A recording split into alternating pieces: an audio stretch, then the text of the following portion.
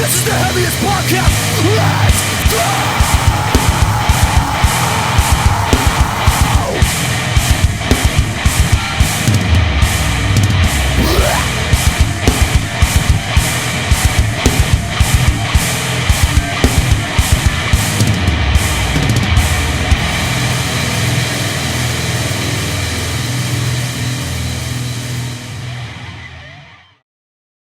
Yo, what is up? It's the Heavyist podcast, weekly worship at the altar of bloody radness. Gary, What's good? What's good? what is good? Not my internet connection, apparently. I'd just like to point out from the top, I am gaming. I'm not gaming. You're gaming. I'm gaming right now. I might be gaming at any sort of moment, really. You're just in the middle of a raid. Yeah, I could be gaming. No, I'm wearing a gaming headset to do a podcast. It's not big, it's not clever, it's not something I like to do. I feel very silly about it. I'm probably overthinking it. Nobody cares. I think you might. I think I be look slightly. You look like you're a professional esports player, and this is just what you're doing in your downtime. Yeah, I paused my game to be here. Pause my League of Legends to record this amazing podcast. Gary, What's good, man? What is good, man? We've got a guest. Hang on, I won't say his name because it will disturb him. Ah, the Mandem. Yeah, The I won't. four-legged If I say his man. name, it will disturb him, and I want him to stay quiet. He was sat outside my office barking, so I had to let him in to keep him quiet. How is he doing, mate? Give us a little update. He's doing all right, man. He's doing all right. He's still a bit of a pain in the bum, but you know, I think basically what has happened is he's continued to be just as bad as he was, but he's just endeared himself to me a bit more, so I'm letting it go a bit more. I think it's basically what's happening. You're just a bit more browbeaten. Pretty much. You know, just letting things I think slide that's how a they bit get more. you. I think that's how they get you. How's the Oz man? Is he doing all right?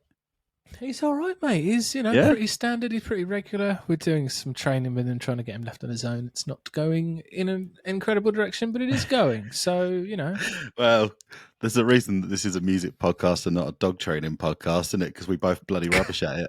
we both completely rubbish at it. Just go, what'd you do? Oh, you just chuck cheese at him until he does something. That's it, really. If he does something, I'll get his massive epic diarrhea, whichever comes first. And it's almost always the epic diarrhea. Yeah. No, the old life's not too bad, Gary. Have you been up to anything?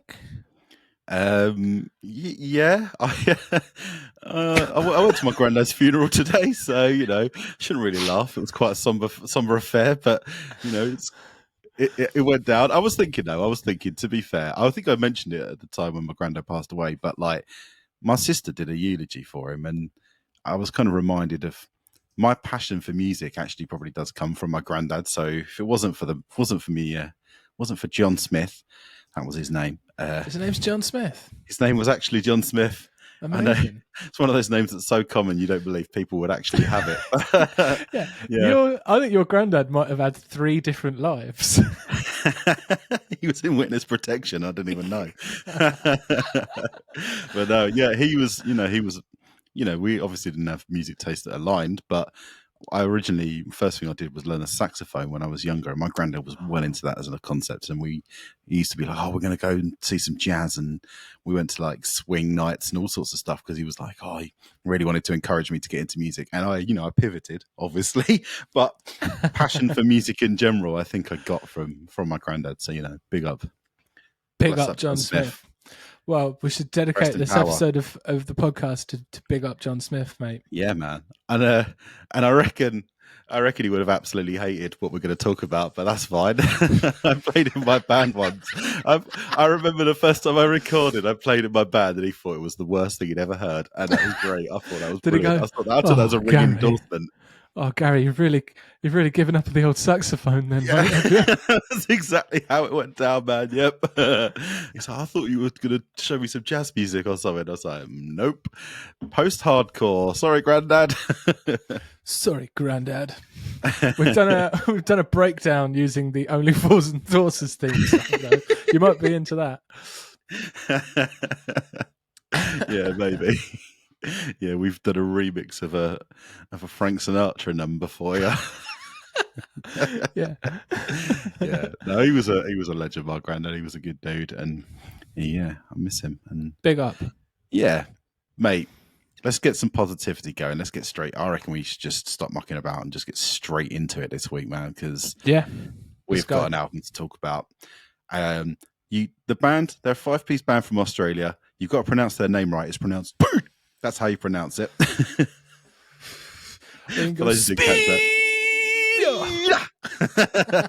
Yeah, the band is Speed from Sydney, Australia. Oh, you can do it. SPEED. Speed. We'll get into it. We'll get into it. There's a lot of good ways. The album is called Only One Mode. Comes out on Friday the 12th of July through Flat Spot Record. Now, up top, I'm going to admit something that might lose me a lot of cool points. I've just been chipping away at my cool points every week. It feels like I wasn't really that into Speed initially. I didn't gel too well with the EP. Like, it took me, I was like, it's actually taken me listening to this album to go back to the EP and be like, oh, I was a bit silly, wasn't I?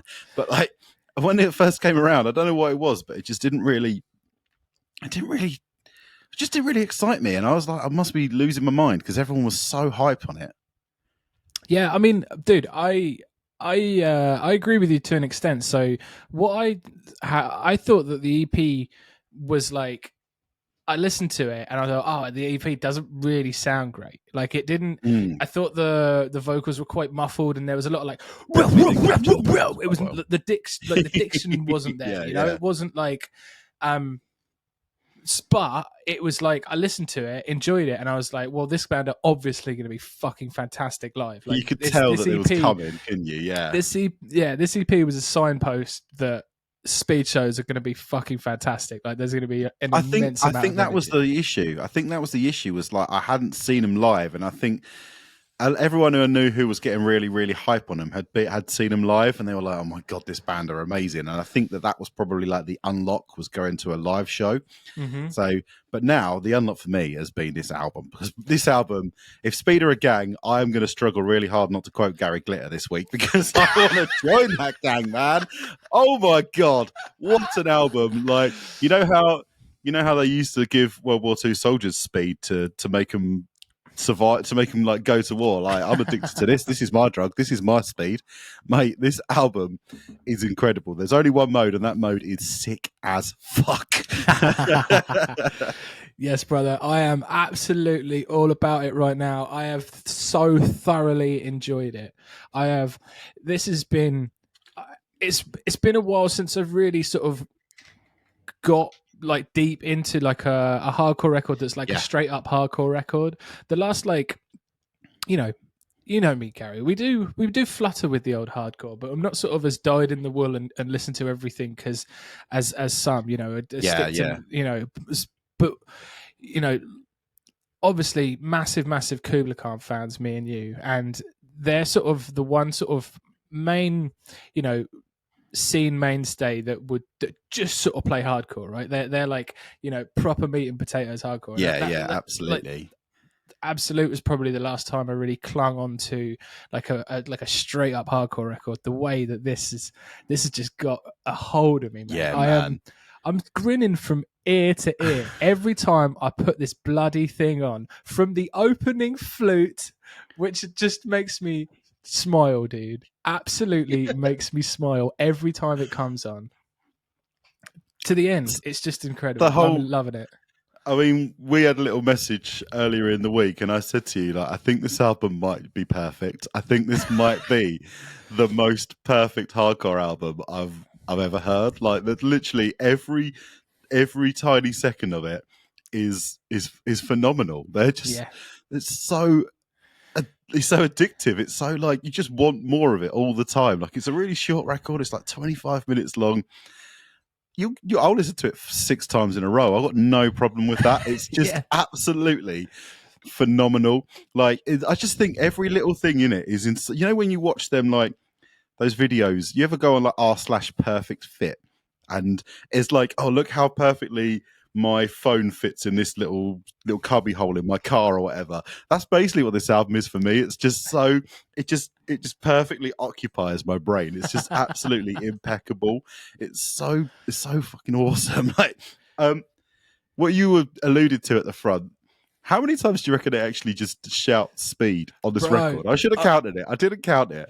I Honestly, think they it's, say speed more than Barry Allen and Sonic the Hedgehog put together. Like, it's absolutely brilliant.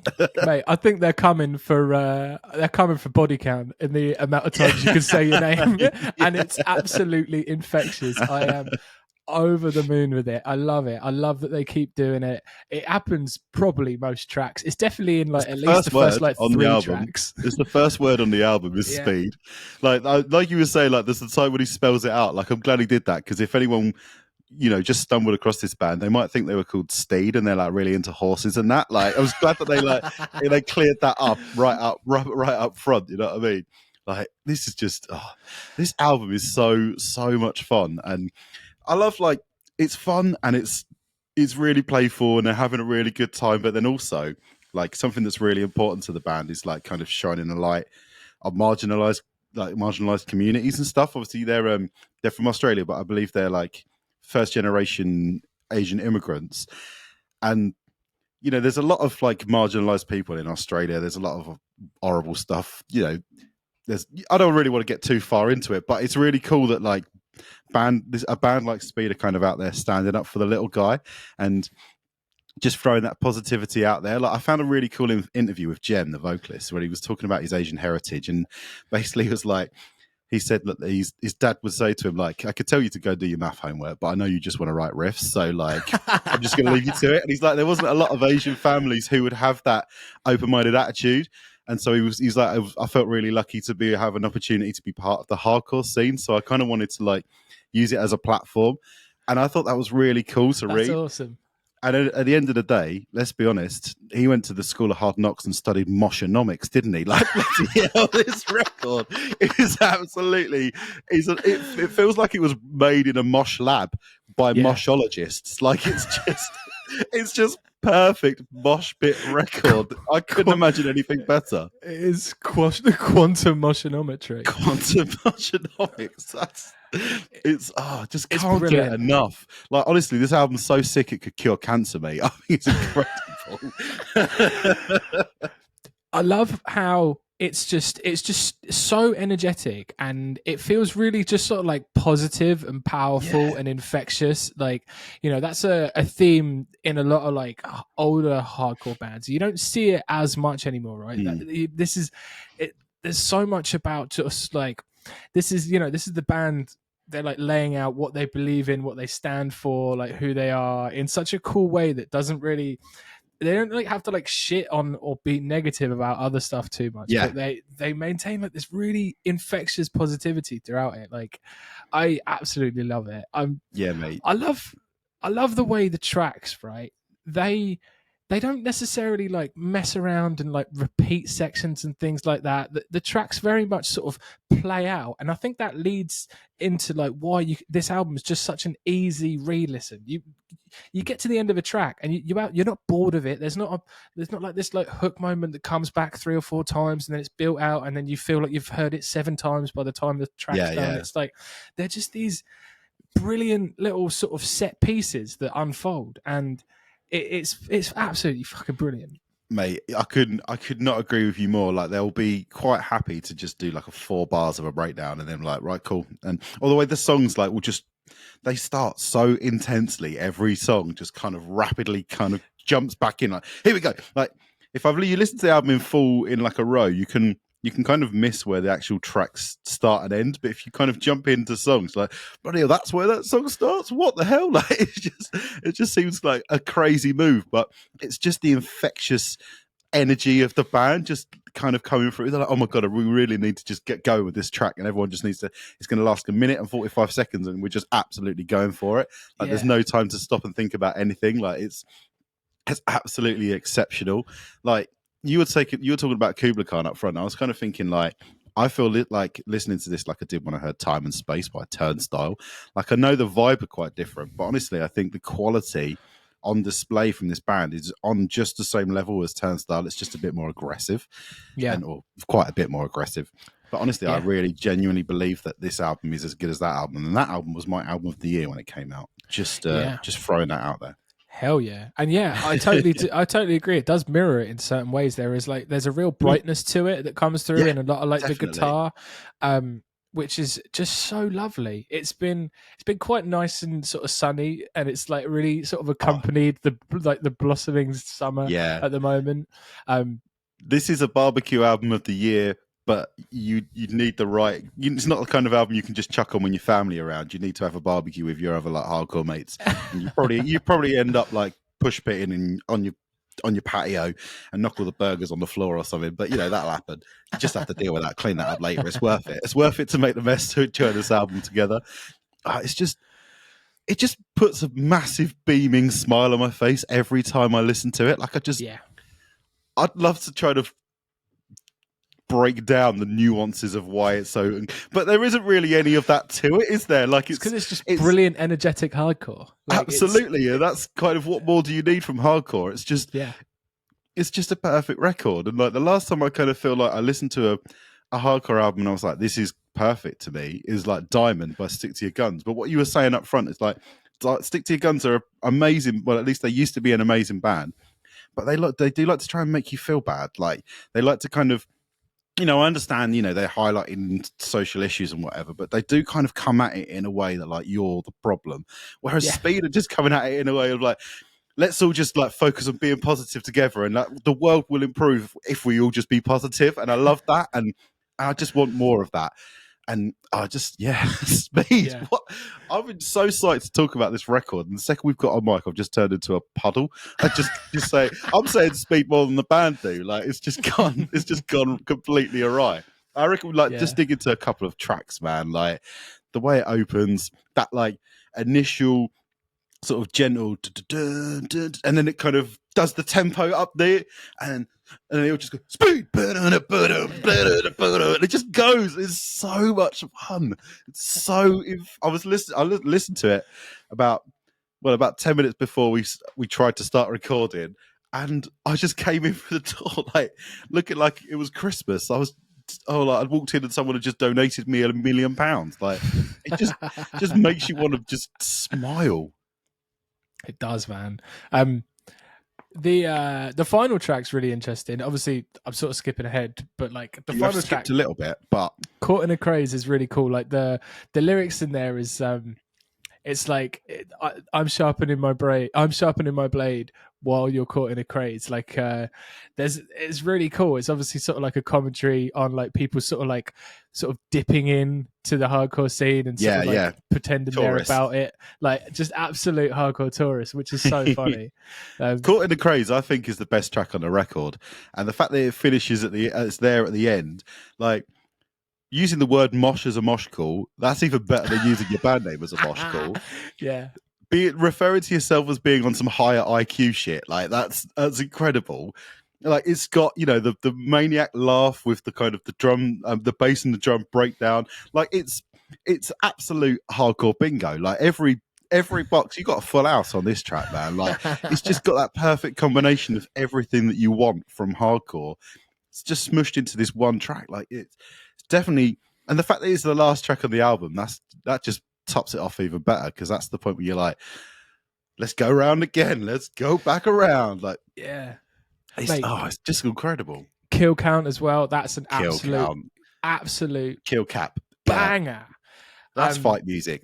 Fuck D12. That is fight music. Like there's a couple of moments in the record where they put these proper like little thrashy riffs in, and that is one of them. And it is so welcome. It really, really sits brilliantly.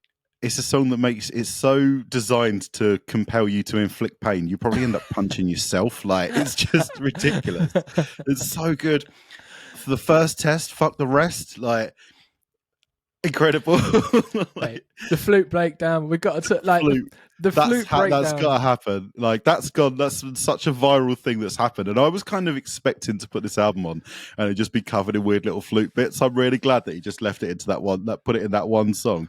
Because in case you're not aware, like he's like classically trained flautist, and I think he teaches flute on as like a kind of side job to make money to fund being in a hardcore band. And then you got skills, you got chops like that. It's just, it feels wrong to not use them. But if it's not immediately obvious musical instrument to play in a hardcore band, but it works so perfectly. It's brilliant. That bit, that breakdown at the end of that track. I've listened to that track so much, obviously, because it was Me out too. before we had the record. It's Yeah. that breakdown. It goes into the flute, and then there's a little DJ bit, and then the breakdown finishes. It's fantastic. It's just such a brilliant little way to finish that track. The little bass run, the doop doop doop doop doop boo, like the little bass run as well. Like everything about that track is incredible. Like I'm really glad that it's got as viral as it has, because it totally deserves it. Like it's just brilliant. Send them to Sydney as well. Like you were talking about that, the speed. That is, it's kind of like a mostly instrumental track, but it works really well, and it's got really hard riffs in it. And I don't think that there's, other than the title of the song and the word speed, I don't think there's any other lyrics in that track. But no, it just says send it to Sydney, load of mosh, send it to you again, speed, done. Absolutely brilliant, mate.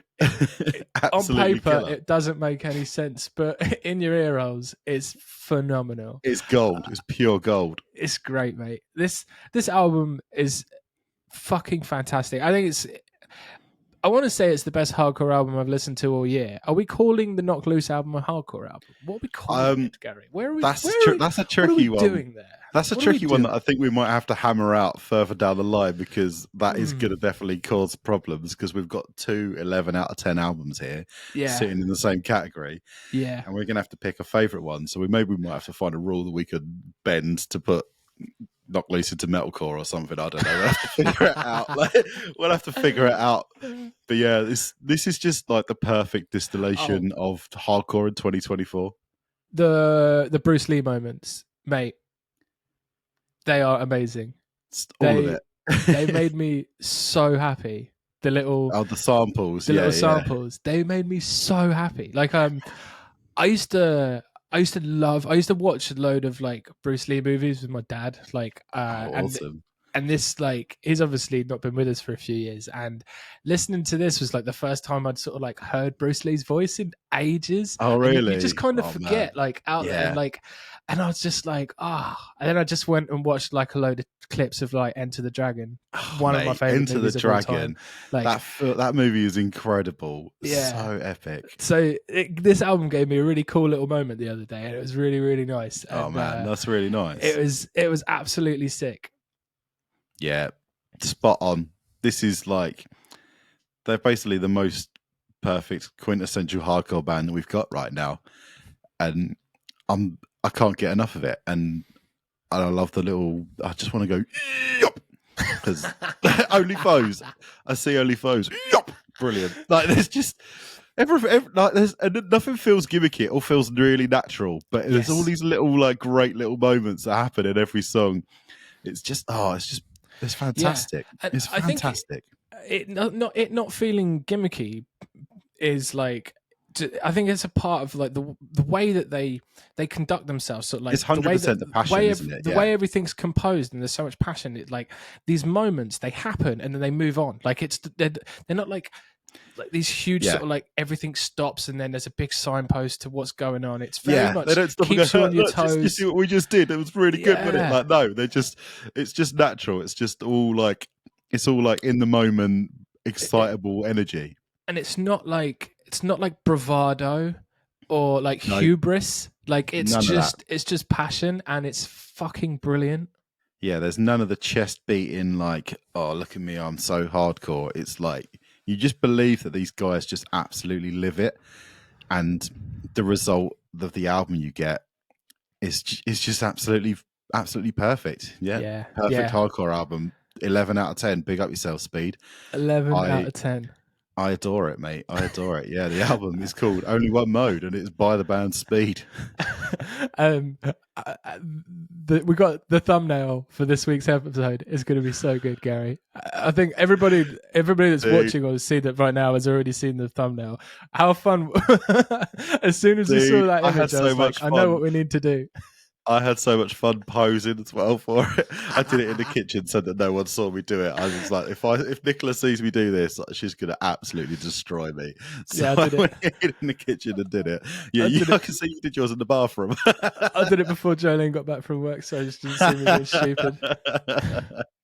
Mate, I want to. Oh, have you got a big version? I could use it as a background on my laptop. Yes, I'll Yeah, send it over, mate. Big time for you. So much fun. Yeah, dude. Speed album. Everyone who listens to this podcast is going to be on it. But if there's any potential chance that you're not, you need to be.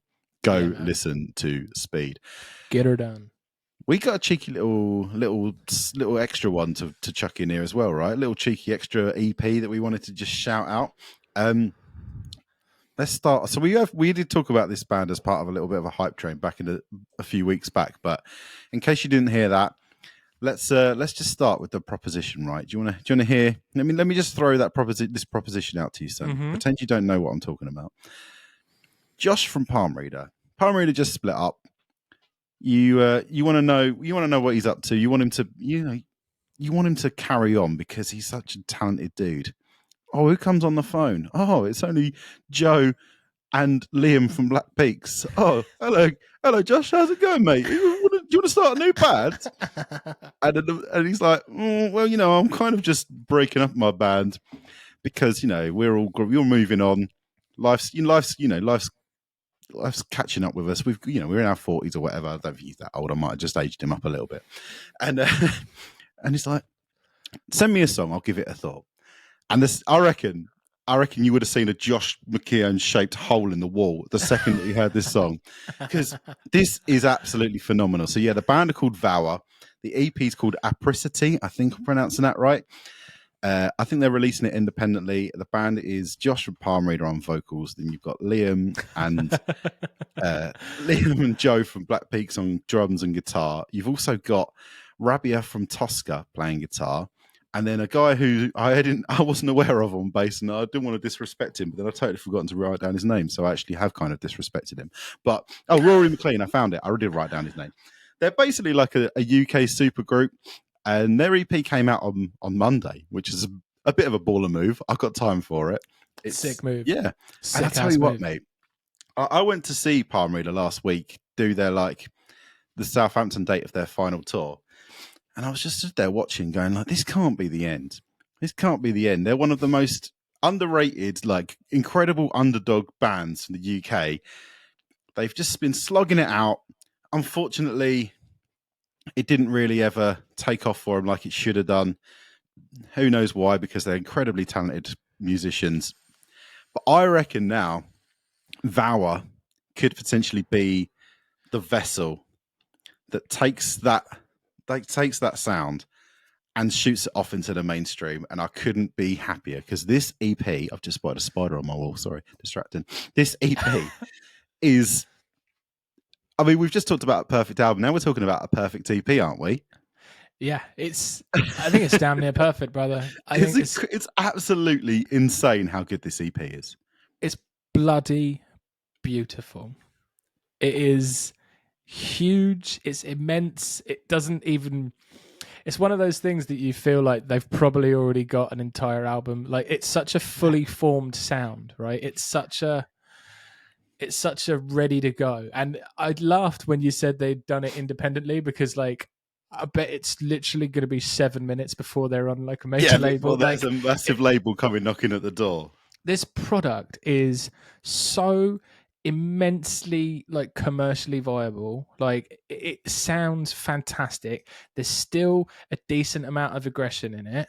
It's fantastic. It's it's a blueprint for a band that will absolutely blow up. It couldn't happen to better people, really, from where we're stood. We absolutely love the band that they're in. Yeah, we're still mourn the loss of Black Peaks, and this is fantastic. It's really good. It's post-hardcore, but with the scale of post-metal. It's got it's such an interesting combination. There's parts of this that feel like Incubus. There's parts of it that feel like it really bloody. is. there's like parts of it that feel like He Is Legend as well. Like I'm absolutely loving it, mate. The vocal performance is staggering. It's the strongest performance he's ever put in, and he puts in nothing but strong performances. Like, I've definitely got Incubus down in my notes as well. Like, specifically, like Make Yourself, when Incubus were like, you know, they were starting to cross over a bit more into a more mainstream audience, but they still had that edge to them. That like that kind of, not necessarily a sadness, but more like an attitude that was still there before they like really like floated off into like floating. Yeah, it all just became really floaty, and everyone was wearing linen suits and that kind of thing. Like, before that happened, when they were still a bit more, had a bit of more angst moody about them. Yeah, that's where I think that this, and it's that plus kind of like Vizu era Thrice, but with some aggression, like that aggression in the vocals just kind of peeking through just when it really needs to. Like, I've got an idea. I'm calling this Gary's speculation corner, because I don't want to suggest that this is fact in any way, shape, or form. But I've got a theory, because Joe from Black Peaks has been playing guitar at Palm Reader for a little while. He's been, I think the last sort of 2 or 3 times I've seen him, he's been playing guitar. He stands out because he's like quite a bit shorter than everybody else in the band. You're like, oh no, that's Joe from Black Peaks. I've got a theory that this was potentially like new Palm Reader music, and maybe the rest of the guys in Palm Reader were like, I think, you know, I'm gonna, you know, go and have a baby or whatever, and I'm gonna go and live my life. And so Joe was like, Josh, I'm just gonna crack out the old Rolodex and see who fancies it. And then here we go. Like, you just get this incredible band. You've got, like you're saying, you've got that like mastodon-y, Tool-y kind of vibe coming through in some of the songwriting, but then with that incredible melodic vocal performance, kind of, I get quite a bit of like a perfect circle as well when I listen to this. Like, not necessarily Tool as much, because it doesn't draw anything out anywhere near as much. Like, it's really concise, which is why I kind of feel like a bit more of a perfect circle in that kind of vibe. But then you get like Tosca. If you don't know Tosca, they're like a instrumental, like post metal band, maybe a bit post rock, but with a little bit more aggression. So I think that there's that, like, Rabi is bringing that, like, the texture and the kind of the scale to what's going on in the songs, and just making them all feel much more grand. And just the result is just, I just can't fault it, mate. I can't find a single, other than the band name being a bit clumsy, I can't think of anything else that like is wrong with this. It's absolutely phenomenal. Yeah, I totally agree. It's massive. Shroud is so good. Yeah. I think Shroud might be my favorite track, but maybe that's just because it's the one I've heard the most, and it's like Eyes of a Nihilist. It's very, that's the one. Eyes of a Nihilist. The chorus is absolutely bigger than your bloody house, mate. Like, I think the trajectory for this band could be fucking superb. Honestly, this is it. This is like, I mean, obviously Black Peaks had a bit of mainstream success, like Glass Built Castles got on like Radio 1 daytime and stuff, but it didn't really kind of come of much after that. I don't know if that was because there's problems behind the scenes or whatever was going on, but I think this is like the commercial sound that can really elevate these guys to a point where they deserve to be based on how talented they all are.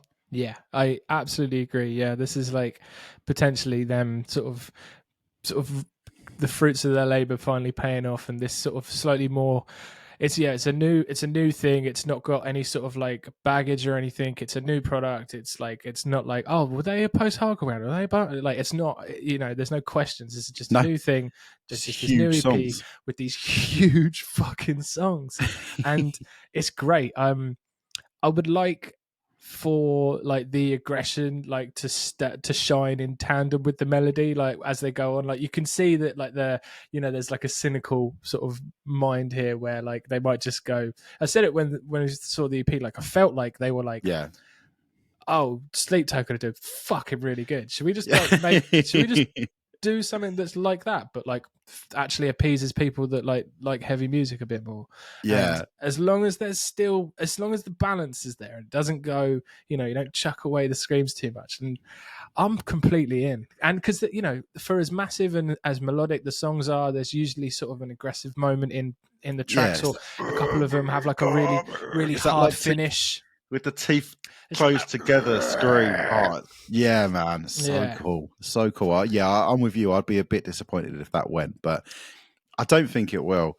I think there'll always be that. There's always going to be that bite. I think that's just like ingrained in these people. And I think if they tried to write songs without it, I don't think they'd be as good at what they're doing if they took that element away.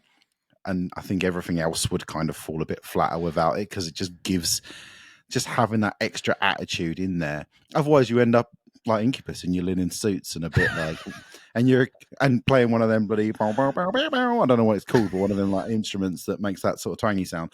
Like, we don't need that. Yeah. Oh yeah, guitar. That's the one. That's what it's called. How did I forget that? A sitar. A sitar, maybe. Is that what it is? No, I don't know what it is. A mandolin? Those big sitars, maybe. A mandolin?